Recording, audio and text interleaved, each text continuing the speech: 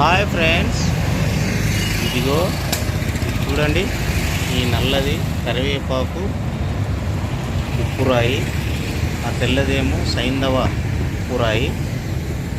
వీటిని డైలీ వాడవచ్చు అని అంటున్నారు. ఇతను పంజాబ్ రాష్ట్రం నుంచి వచ్చేది.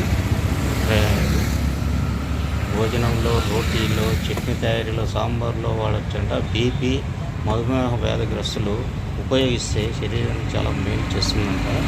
ఇది కరివేపాకు ఉప్పు అంట. ఇది పెరుగు, మజ్జిగ, వెజిటేబుల్ మసాలాలో వాడచ్చంట. కీళ్ళ నొప్పులు, పొట్ట అంటే గ్యాస్ తగ్గిస్తుందంట. ఇది కరివేపాకు ఉప్పురాయి.